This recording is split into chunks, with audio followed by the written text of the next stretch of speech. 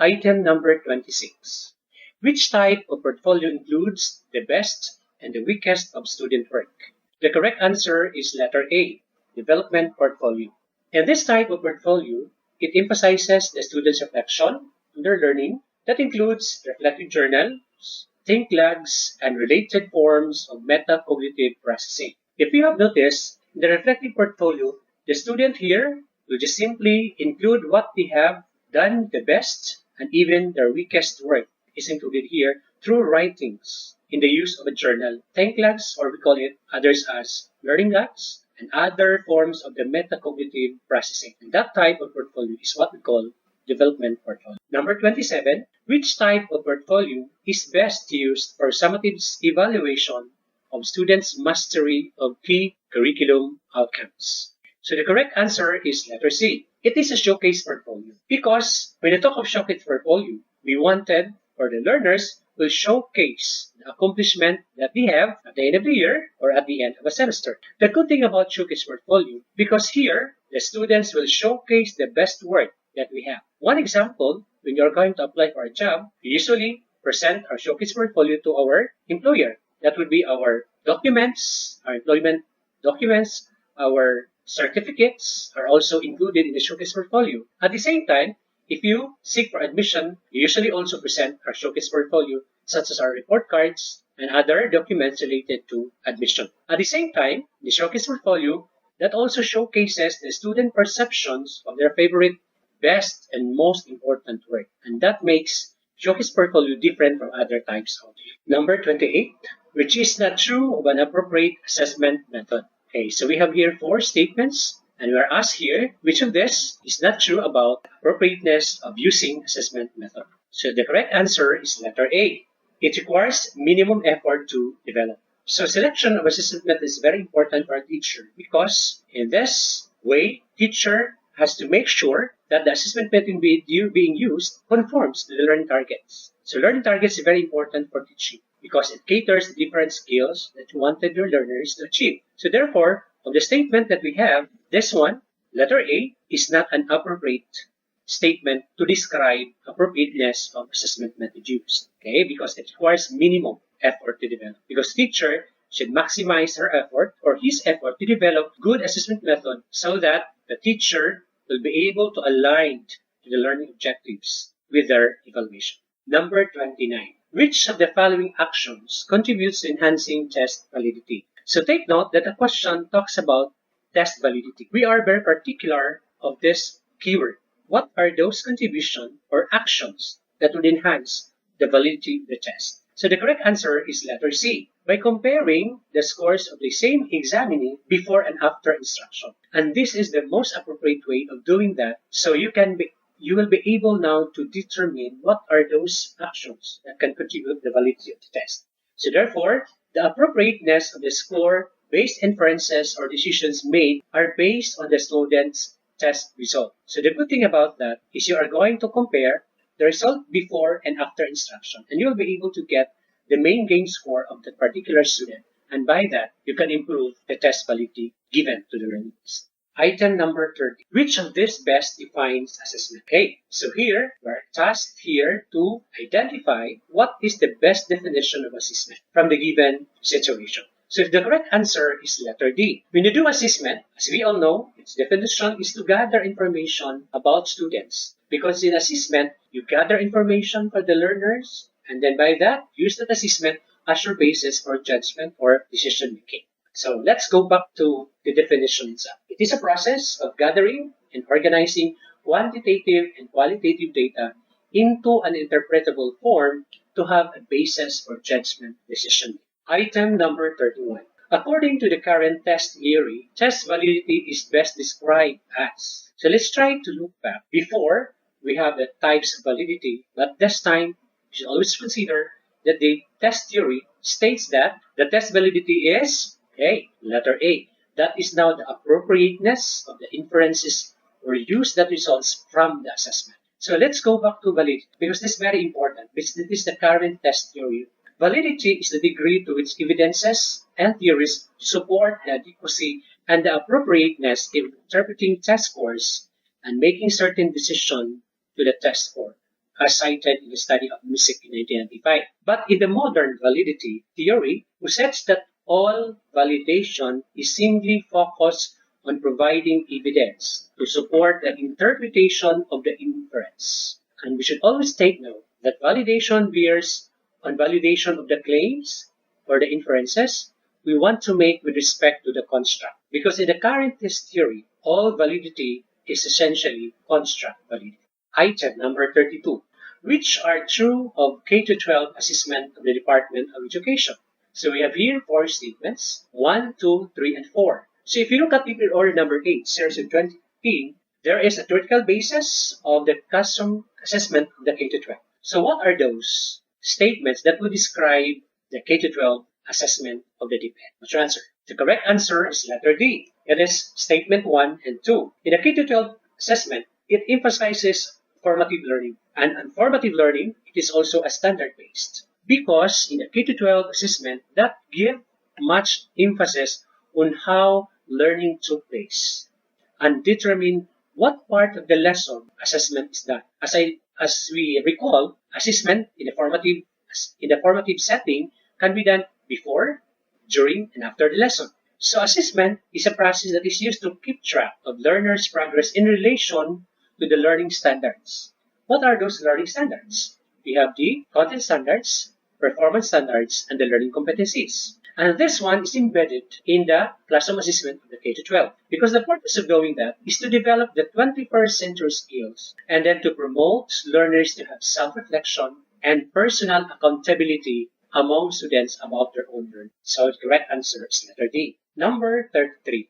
Which is true of the diagnostic assessment? We are given here 4 statements to describe the best that would explain diagnostic assessment. The correct answer is letter A. It has formative purpose. Because if you look at the description of how diagnostic assessment is being done, this is to determine the gaps in learning or the learning processes. This is given to determine the learning difficulties of learners. That is, learning difficulties cannot be checked and that's not revealed on the formative test or not even checked through remedial instruction. But in the formative assessment, you can bridge these gaps because this is a continuously monitoring the progress of the learner. So the correct answer is letter. Number 33. Which is true of diagnostic assessment? Which is true of diagnostic assessment? Number 34. Which one brings down the reliability of test item? This time, we're asked, what are the possibilities that the reliability of a test item will pull down? Okay, so your correct answer is letter A. By giving ambiguous test item. Ambiguous test item will really pull down the reliability of the test. Because the reliability of the test items deals with the consistency of the scores obtained. So as teacher, it is very important for us to construct our test item very clearly so that students will have no confusions. Because in the reliability of the test, this is how the consistency of their answers will come out. By giving them one type of test to the next type of test of the same structure, then giving ambiguous test item will affect the reliability of the test. Number 35. Below are sound advice on how teachers should utilize results. Except, okay, there is the word except. So all of these statements could be possible to describe how assessment can be utilized or how assessment results can be utilized. But we have exception here. So what is that letter that is not included in this description? So the correct answer is letter C. If you compare the pupils' scores with those of the other students, therefore, the assessment result varies. In presenting assessment result, it is more appropriate to consider the students or the learners' capabilities in their own pace rather than comparing them with other learners because every learner is unique in terms of learning abilities. So going back to that question, how? Okay, sound advice on how teachers should utilize assessment results. Number 36. Which are ways by which a school may use assessment result? Again, we have 3 statements here. So what's your answer? The correct answer is letter D. You have 1, 2, and 3. All the statements is associated to what is being asked in the problem. Okay, so this will give us the idea that the following statements are the most appropriate ways to treat assessment results where every school should have. The possible improvements and developments towards curriculum must be handled in such a way that students' welfare in terms of learning will be treated fairly. So therefore, the assessment results should be properly done and considered through faculty meetings, curriculum committee meetings, or even faculty retreats can be done. They will talk about the result of the test. They will talk about the result of the assessment. And by that, this would guide them to develop new programs that would cater the learning needs of our learners. Number 37. Based on your diagnostic test, you find out that your students can use MS Excel very well. What should you do? Okay, so you have noticed already that some of your students, or majority of your students, can do MS Excel very well. So what, as a teacher, what you are going to do? Okay, the correct answer is 30. You can now proceed to the next lesson objective because majority of your students have mastered the lesson. So if you look at diagnostic test or diagnostic assessment, the purpose of that is to determine the recurring and the persistent difficulties that the students have. One thing to do is to identify their underlying causes of students' learning problems that do not respond to the first aid treatment. If it happens that the majority of the class have learned the lesson, teacher can now proceed to the next lesson objective. While you can also do remedial instruction for those students, fewer students, who still have difficulty and was not able to cope with the lessons that we have. So the answer is that. Number 38. Teacher Diane asked her students to write a summary of their most intimate thoughts about a film viewed to determine how much the film has changed their thoughts about racial discrimination. Which assessment tool does she employ? Okay, the correct answer is letter A. So teacher usually use journal entries as a way to check the understanding of the lesson. The journal entries may take maybe a few minutes or may be done at home after class. But you should always remember that doing journal entries honesty is very, very important. If your students are not able to confidently respond to the question after the lesson, you may encourage them to use the responses to determine if the lessons need to be reviewed or retaught to inform the different groupings of the students. So this kind of assessment tool is to give us the idea on how are we going to assess the affective domain of our learners, because they can express their feelings and thoughts about their learnings of the lesson. Item number 39. Teacher Rosie wants to know how health conscious her students have become after a lesson on health tips. Which assessment tool or tools is or are most appropriate? So teacher Rosie wanted to check if the students was able to follow the lesson on health tips. So what's your answer? So the correct answer is letter B. Teacher Rosie will be using 1 and 2. That is a checklist on health habits, and observation notes. With this kind of lesson, it is most appropriate for a teacher to assess the students' learning in form of a checklist rather than giving them quiz or a role play. Or you can check their understanding through the use of observation notes. Learning takes place if the students are able to do the task in real life rather than assessing them through a quiz or a role play. But that depends on the type of lesson. Item number 40. Teacher Margie wants to use the global approach for assessing her students through reflection journals, peer assessment, self-assessment, group presentation, and portfolio. Which type of assessment will she use? So take note that in this kind of question, the keyword there is about global approach. When you do global approach, the assessment that is being used is holistic assessment. So the answer is that right. Teacher Margie, as a teacher who assesses learners, will be using a global approach. She has to develop complex mental responses to the student's work. And by that, she will be evaluating the student work. The teacher provide grade from the reflection papers, journals, peer assessment, self-assessment, and group presentation and portfolio. And that is holistic assessment. So the answer is that right. Number 41. Mrs. Mendez prepared a rubric with 5 levels of performance described in 5 is excellent, 4 very satisfactory, 3 satisfactory, 2 needs improvement, 1 poor. After using this rubric with these descriptions, she found out that most of her students had a rating of 3. Even those who are evidently poor in their performance had a rating of satisfactory. Could there be a possible error in the use of the rubric? What's your answer? Yes. Teacher Mendez could have committed the central tendency source of error, and that is letter B. How does it happen? This occurs when a teacher hesitates to use the extremes and uses only the middle part of the scale. Teacher Mendez avoids the use of both extremes of the scale, for it would be safe on her part that nobody will complain about the grades. But this action is unfair for those who excel and those who exert less effort. So usually teacher usually gave students grade on the middle part so that it would be safe for them. And that is an error. And we call it central tendency error. Number 42. Student Jim gave a wrong answer. Teacher Winston said, wrong, you are way off. As a consequence, other students in the class were afraid to answer the question. Which of the following is illustrated by the event? And this type of situation usually happens in class. And this is a particular bias on the part of the student. So, what's your answer? The correct answer is letter A. It is a ripple effect. This is a situation that happens in which teacher Winston, when that event happened in class, produces effects that spread and produce further effects. And we call it a multiplier. Other students in the class have that fear because their apprehension would eventually giving another answer will also be a mistake. So to make it safe, we don't need to give answer anymore. Just keep it safe. And that is a ripple. Item number 43. What error is committed when ratings tend toward high end of the scale? So these are types of errors that might be committed by some teachers. See, if you have this kind of situation, you are going to give high end of the scale only of the ratings. Therefore, you are committing leniency error, and that's letter D.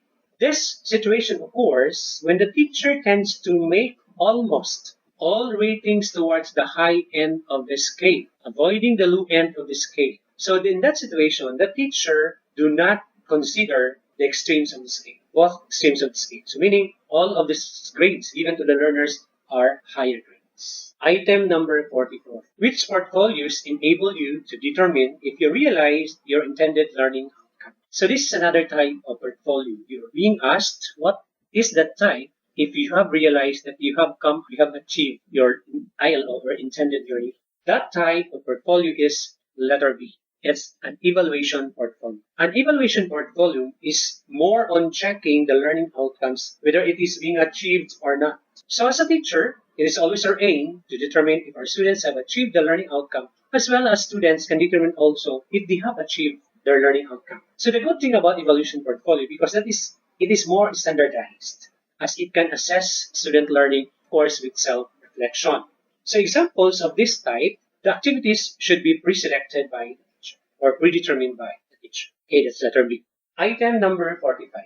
Teacher Ken, a newly hired teacher in Matipid High School, allowed his students to develop their own portfolio in their own style, as long as they show all the non-negotiable evidences of learning. What principle in portfolio assessment explains this practice? Okay, let's go back to the principles of portfolio assessment. What are those? But let's take a look at the situation. Teacher Ken do not wanted that the portfolio, they can make their own portfolio, but there are some non-negotiable evidences that teacher can want to say. Hey, so the correct answer is letter C. That's an equity principle.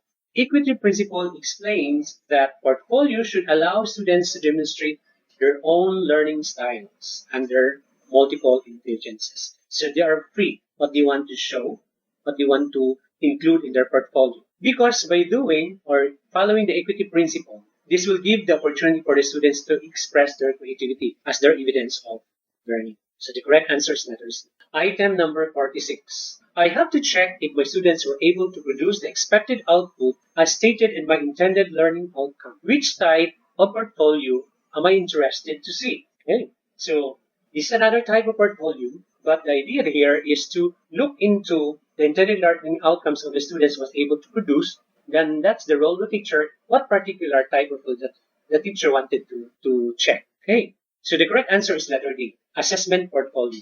This type of portfolio documents what a student has learned based on the standards and competencies expected of students at each grade level. In assessment portfolio, this one would demonstrate the mastery of the students related to the standards and competencies of that particular subject course. So this type of portfolio is what we call assessment portfolio. Okay, let's proceed now to number 47.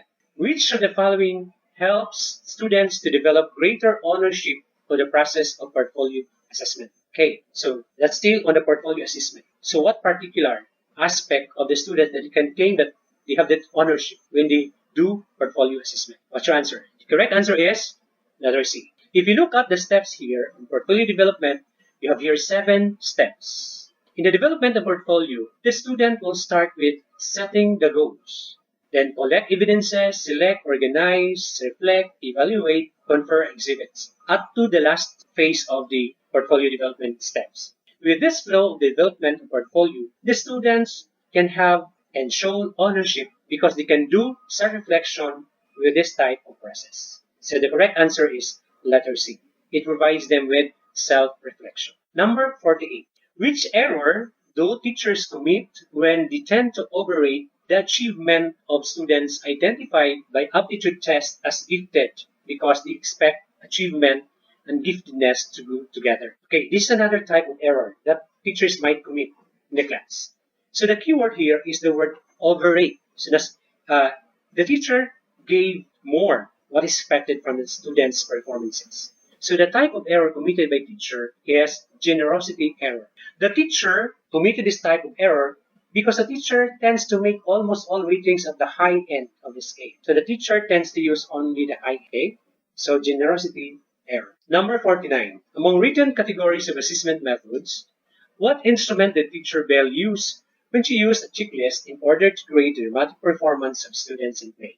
The correct answer is letter C. It is a performance test because teacher Bell wanted to assess the students from their performances using a checklist. A performance assessment is also an alternative authentic assessment. It is a form of testing that requires students to perform a task rather than select an answer from a ready-made list. The correct answer is letter C. Number 50. An essay test for the final examination was given by a teacher to his class.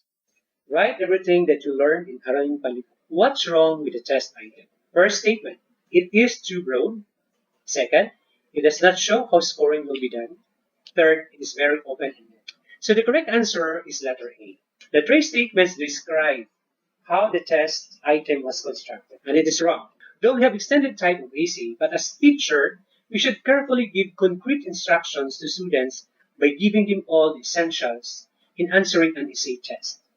So with that kind of question, that is too broad for the students to learn and to answer. It does not show any scoring scheme on how this essay will be checked, and the question is very open-ended. That ends our first set of questions for assessment of student learning. Thank you. Any questions? You can contact us at Catalyst Pro Tutorial and Review Center, Abuelas Building, Ligan City, or contact me at noelsutigi@gmail.com. Thank you.